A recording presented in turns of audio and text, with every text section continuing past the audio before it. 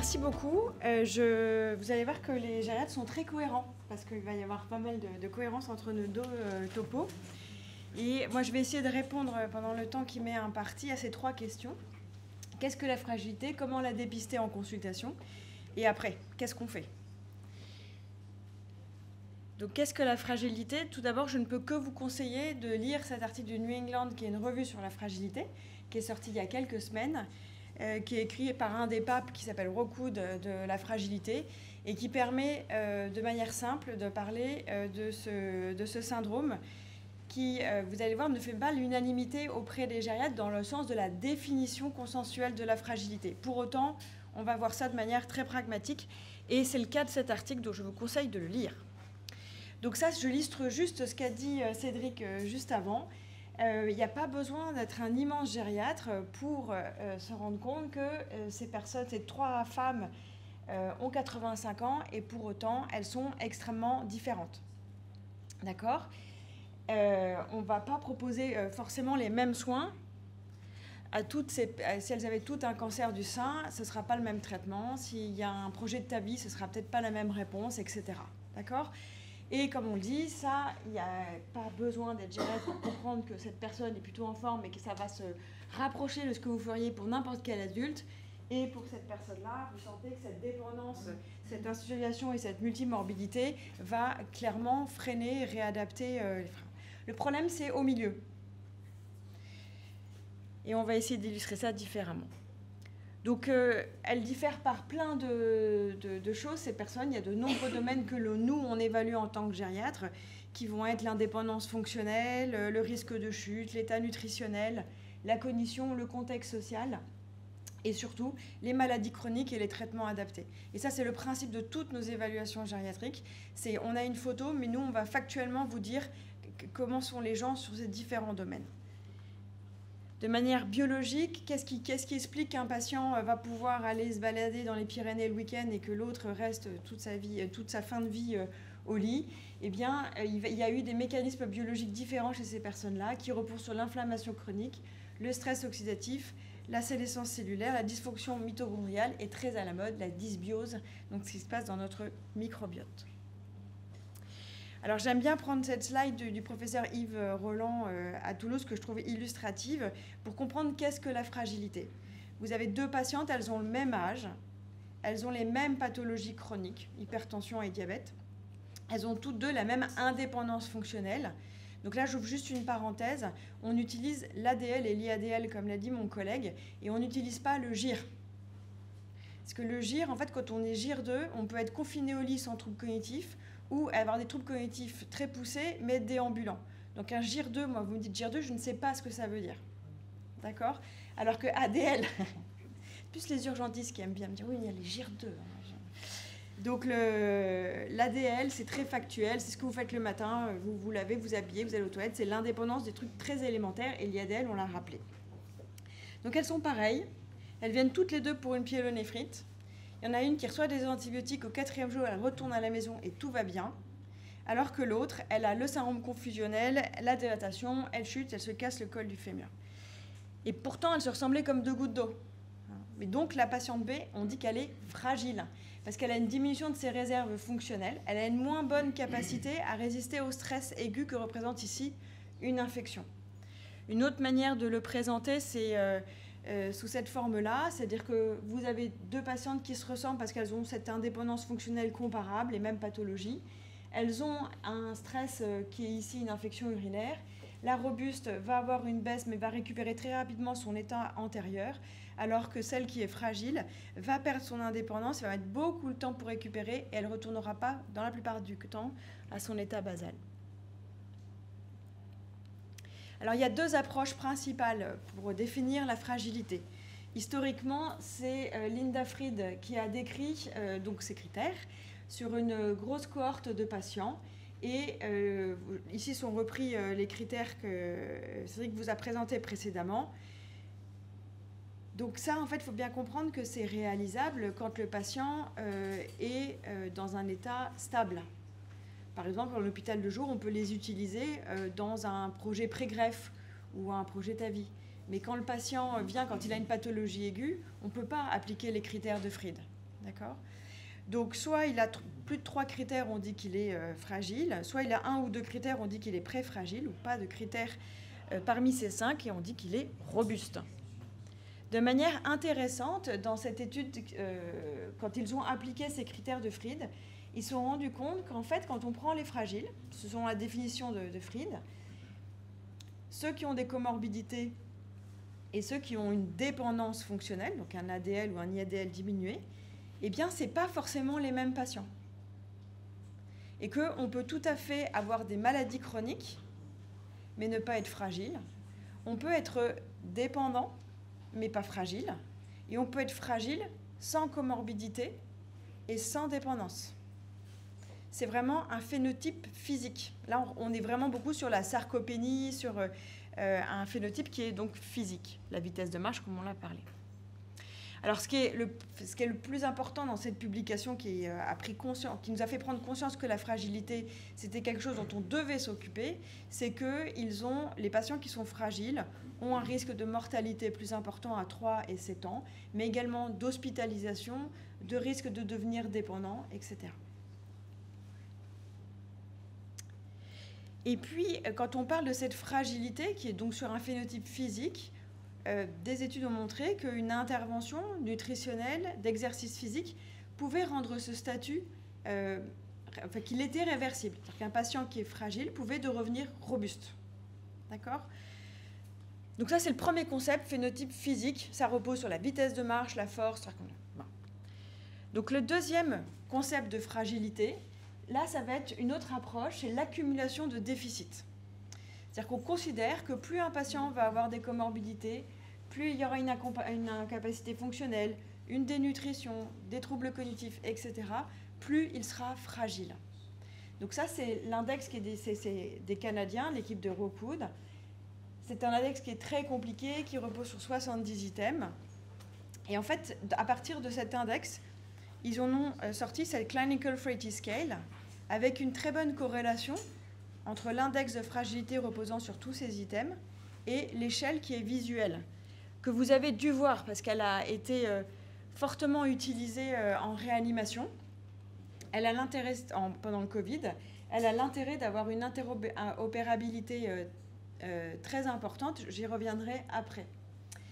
Et globalement, ça repose sur la forme physique, l'indépendance, la cognition et les maladies chroniques.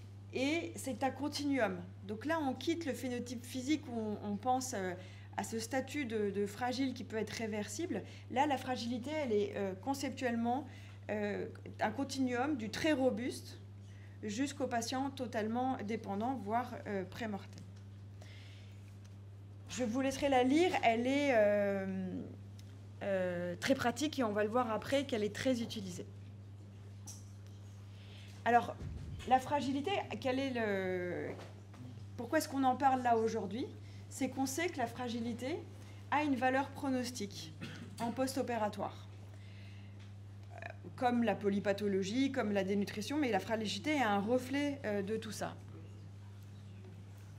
Par exemple, on sait qu'un patient qui est fragile aura un risque post-opératoire confusionnel plus important, comme l'a montré ce dernier papier publié dans un bon journal de gériatrie en 2023, et qui l'a reposé sur le deuxième type de fragilité que je vous ai montré, et qui montrait que les patients fragiles avaient un risque de confusion post-opératoire beaucoup plus important que les robustes. Et donc, j'en viens à cela, qui est que si on peut modifier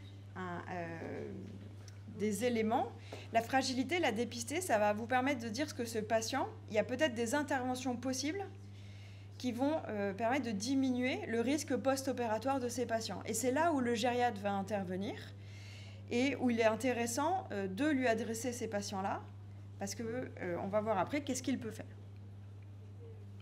Alors justement, maintenant, c'est comment je peux la dépister en consultation. Donc ça, c'est aussi un papier que j'ai beaucoup aimé de Canadiens qui disent qu'en fait, l'évaluation de la fragilité préopératoire, maintenant, il faut s'y mettre. Just do it.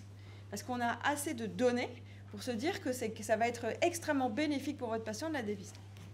Alors, l'outil qu'il faudrait utiliser pour dépister la fragilité, ça serait un outil qui permettrait d'identifier les patients âgés à risque de complications. Bon, ça, on est bien d'accord. Il faut qu'il soit facilement réalisable lors d'une consultation d'un MAR ou d'un CHIR. Au mieux, identifier les patients pour qui une intervention permettrait de diminuer la survenue de complications. Et enfin, peut-être que certains outils de screening pourraient même, dès le screening, identifier ce qui peut être amélioré.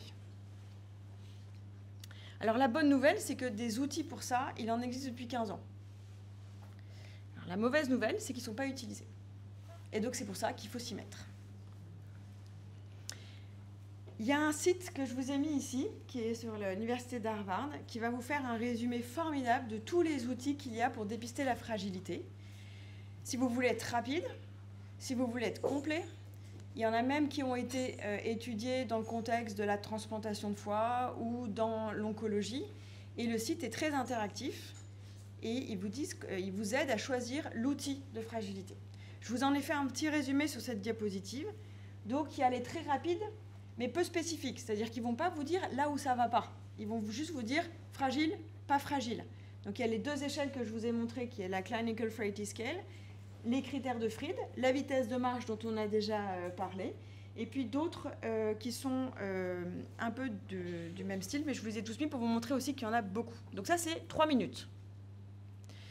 Ensuite, 3 minutes aussi, mais celles-ci, elles sont un peu plus orientées. La Frail, elle va s'intéresser un peu plus aux comorbidités et également à la dénutrition.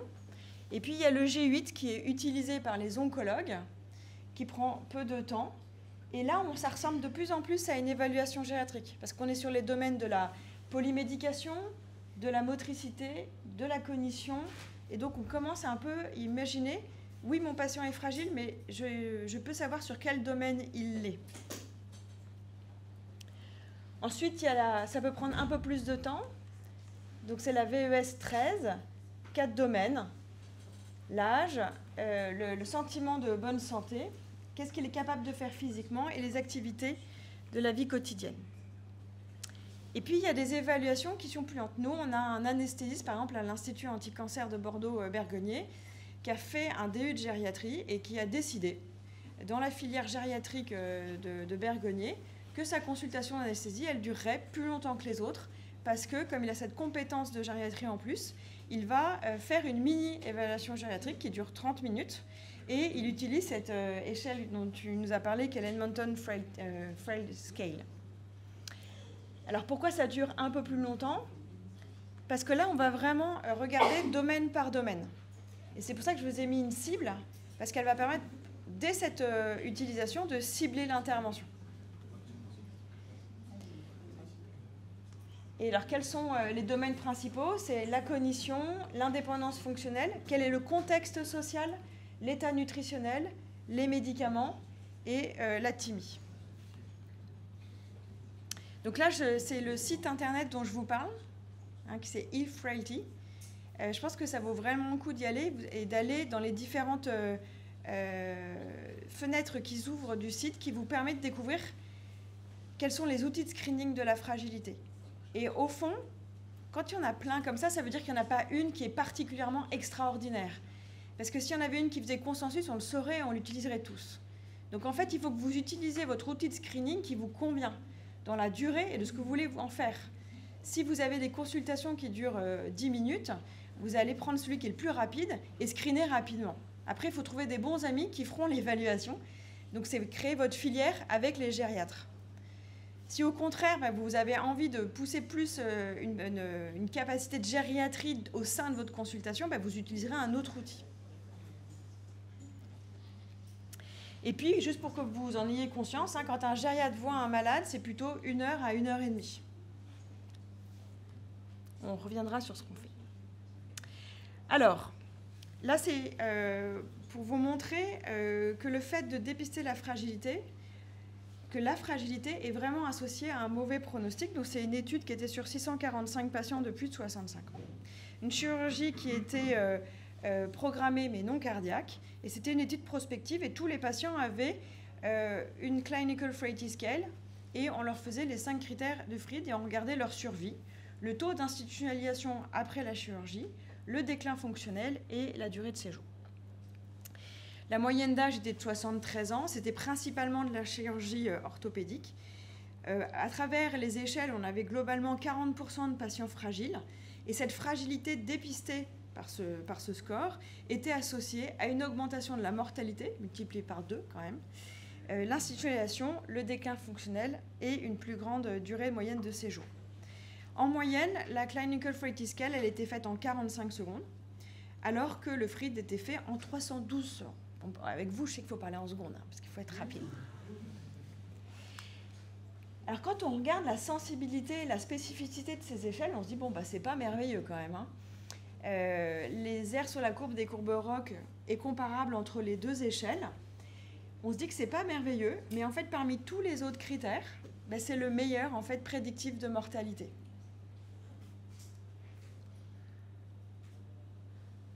Alors, vous allez me dire, moi, j'ai pas le temps.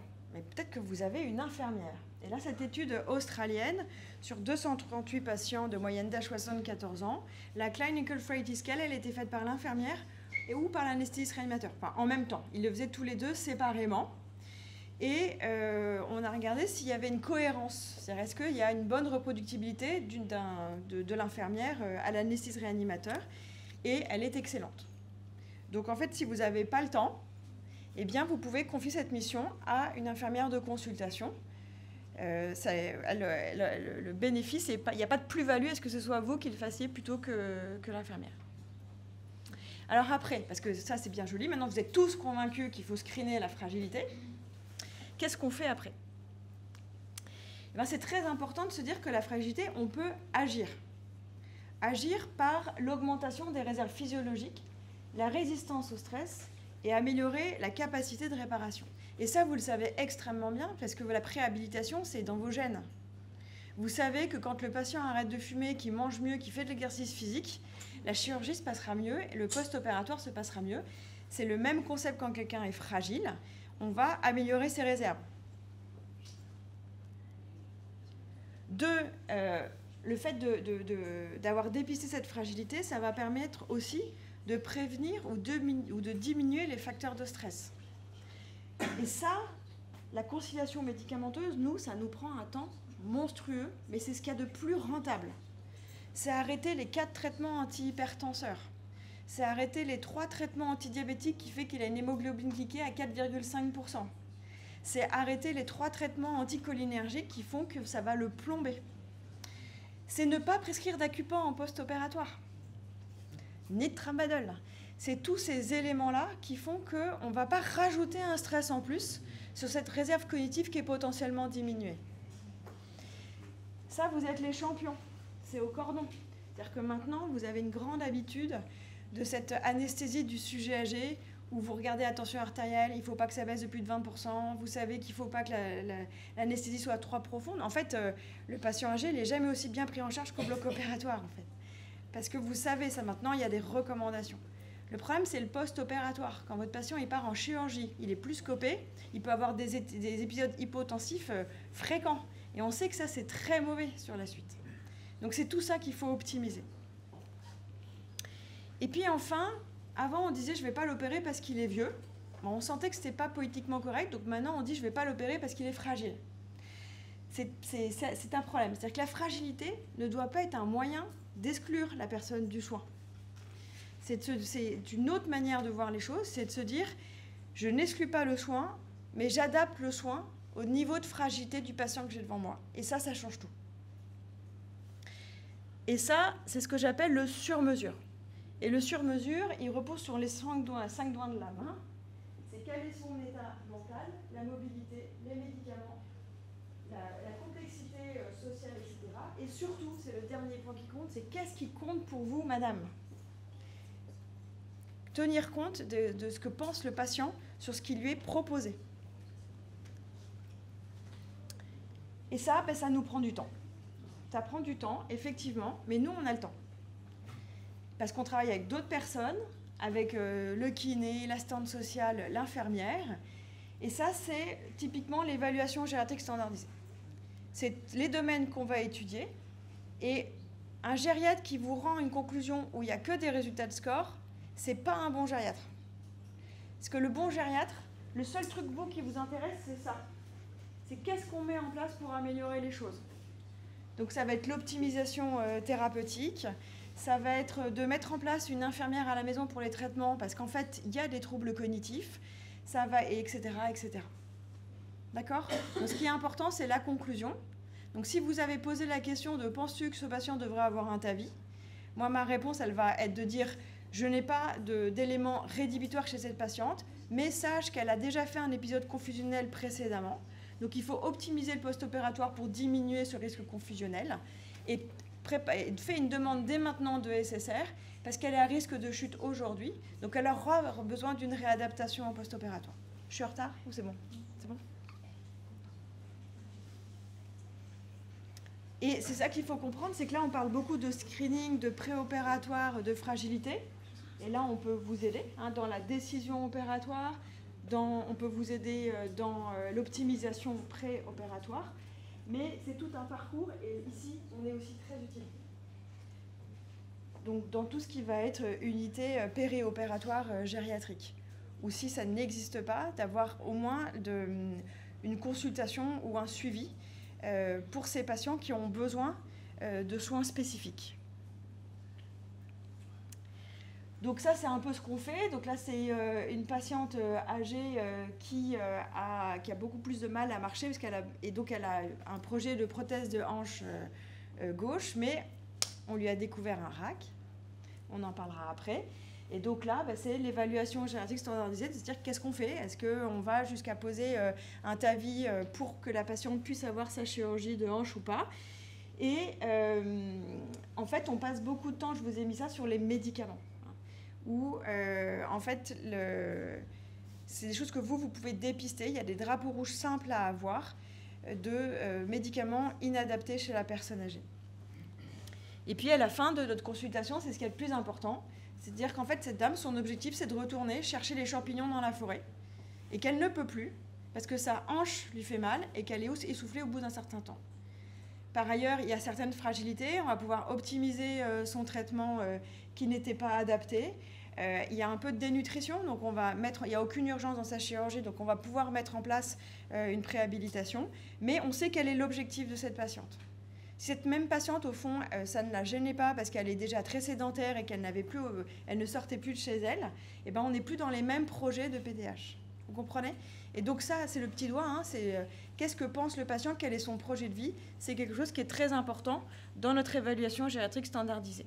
Donc là, c'est un petit coup de pub pour cette BD que l'Association des jeunes gériatres a réalisée et qui a pour objet de vulgariser ce qu'est la gériatrie auprès des soignants et aussi auprès des familles. C'est gratuit, il y a juste les frais de port à payer, c'est sur le site des jeunes gériatres. Donc, est-ce que ça marche ? Parce que là, je vous fais plein de blabla sur l'évaluation gériatrique standardisée, mais est-ce que ça a un intérêt pour le malade d'avoir cette évaluation gériatrique standardisée et cette prise en charge gériatrique en pré- et post-opératoire ? Eh bien oui, cette revue de la Cochrane, elle date maintenant, elle est de 2018, mais montrait qu'il y avait 8 études robustes, donc quand même 7 en orthogériatrie, qui montraient que le fait d'avoir cette prise en charge permettait de diminuer la mortalité et la durée de séjour. Là, c'est une étude aux États-Unis, avant-après. La fragilité était dépistée et à partir du moment où il y avait une fragilité, il y avait une intervention de gériatre. C'était pour de la chirurgie programmée, on regardait la mortalité à 1 an. Et le avant-après montre que le fait d'avoir mis cela en place, eh bien, des interventions gériatriques avant n'étaient que de 9%, elles sont passées à 25%. Donc un quart des patients pouvaient bénéficier de cette prise en charge gériatrique et qu'elle permettait d'améliorer la survie des patients. Et ça, c'est une autre manière visuelle de voir qui est la courbe de mortalité avec le avant et le après, où on voit une diminution de cette mortalité après la mise en place de cette intervention. Ça, c'est une autre étude américaine aussi, qui était un énorme programme de Perioperative Optimization of Senior Health. Et c'était pour tous les patients de plus de 85 ans ou plus de 65 ans avec les pathologies que je vous ai montrées associées. C'était de la chirurgie abdominale programmée. C'est aussi une étude avant-après Et là, l'intervention, c'était une équipe multidisciplinaire. En fait, les gens travaillaient ensemble avec une évaluation préopératoire et un plan de suivi post-opératoire adapté à l'évaluation gériatrique. Donc, globalement, dans le avant-après, les patients étaient assez comparables. Ils étaient un petit peu plus vieux chez les patients qui étaient après l'intervention. Et globalement, ce programme, ce POSH, a permis de montrer une diminution de la durée d'hospitalisation, une diminution des réhospitalisations, que ce soit à 7 jours ou à 30 jours. Alors, ce qui est intéressant, voilà, c'est surtout ça qui est intéressant, c'est que globalement, il y a une diminution des complications post-opératoires. Donc, on s'attendrait à ce qu'il y ait beaucoup moins de confusion en post-opératoire dans la partie après, quand il y avait l'intervention. Et au contraire, on est étonné, parce qu'avant, il y avait 5% de confusion. Et après, donc après la mise en place de cette intervention, il y en a 28%. Donc, en fait, c'est pas parce que les gériatres sont mauvais en post-opératoire, c'est juste qu'en fait, ils la dépistent. Et qu'un des gros problèmes de la confusion, en particulier hypoactive, c'est qu'on passe à côté de la confusion. Alors ça, c'est un autre modèle anglais qui est l'intervention d'un gériatre dans un service de chirurgie, en particulier en post-opératoire. Donc, il les voit. Et de manière intéressante, entouré en rouge. Donc, vous voyez qu'en fait, il y a quand même des pics comme ça. Et on se dit, mais pourquoi est-ce qu'il y a des pics ? Ben, en fait, en rouge, c'est les périodes de vacances du gériatre. Et donc, en fait, quand il n'est pas là, ben, rien ne se passe. Et donc, ça, c'est une autre manière de dire qu'en fait, il ne faut pas que ce genre de choses repose sur une personne et que c'est toute une équipe. Donc, en conclusion, j'espère vous avoir convaincu que la fragilité, et vous avez bien compris que ce concept de fragilité, en fait, c'est plein de domaines qui peuvent être altérés, nutritionnels, comorbidité, dépendance, a un impact sur la survie en post-opératoire et qu'il est important de la dépister. Vous choisissez l'outil que vous voulez. Et même si vous ne voulez pas choisir d'outils, il y a des choses simples. Est-ce que le patient a déjà été confus en post-opératoire ? Est-ce que quand il est allé de la salle d'attente à votre bureau, il a marché très lentement ? Est-ce qu'il a plus de 5 médicaments ? Vous savez que vous êtes dans la polypathologie. Voilà, si vous ne voulez pas utiliser le screening, je vous donnerai, si on a un peu le temps, d'autres éléments simples de consultation. Ça, c'est ce que nous, on fait. Et le but, c'est vraiment de faire un plan de soins personnalisé. Et vous rappelez que dépister la fragilité, ça permet d'intervenir et de faire de la médecine sur mesure. Juste un petit coup de pub quand même. Avec des anesthésistes, des réanimateurs et des gériatres, on a créé ce DIU d'ailleurs, parce que c'est Paris, Bordeaux et Saint-Étienne. Et vraiment, l'objectif, c'est de parler la même langue. C'est-à-dire qu'entre gériatres, entre urgentistes, entre réanimateurs et anesthésistes-réanimateurs, on parle tous la même langue autour du patient âgé et qu'on optimise sa prise en charge. Merci pour votre attention.